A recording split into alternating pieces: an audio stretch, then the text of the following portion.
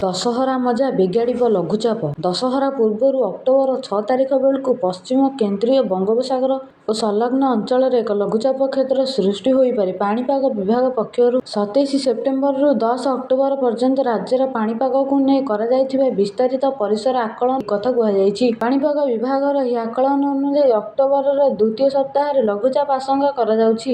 October 4ରୁ 10 ଭିତରେ ପ୍ରବଳ ବର୍ଷା ହୋଇପାରେ ବୋଲି କୁହାଯାଉଛି। ବାତ୍ୟା ମାସରେ ଲଘୁଚାପ ସୃଷ୍ଟି ହେଲେ ଅଧିକ ଘନୀଭୂତ ହେବ।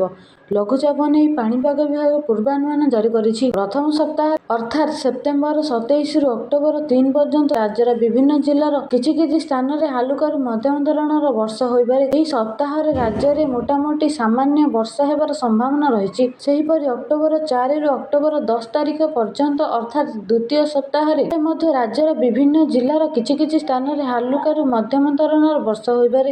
ଅକ୍ଟୋବର 6 ତାରିଖ ବେଳକୁ ପଶ୍ଚିମ କେନ୍ଦ୍ରୀୟ ବଙ୍ଗୋପସାଗର ଓ ସଂଲଗ୍ନ ଅଞ୍ଚଳରେ ଏକ ଲଘୁଚାପ କ୍ଷେତ୍ର ସୃଷ୍ଟି ହୋଇପାରେ। ତେବେ ସେହି ସମୟରେ ଦୁର୍ଗାପୂଜା ପାର୍ବଣକୁ ବର୍ଷା ଫିକା କରିପାରେ ବୋଲି କୁହାଯାଇଛି। ଏମିତି ନୂଆ ନୂଆ ଖବର ଜାଣିବାକୁ ମୋ ଚ୍ୟାନେଲକୁ ଲାଇକ୍, ସେୟାର, ସବସ୍କ୍ରାଇବ୍ କରନ୍ତୁ। ରହୁଛି ନମସ୍କାର।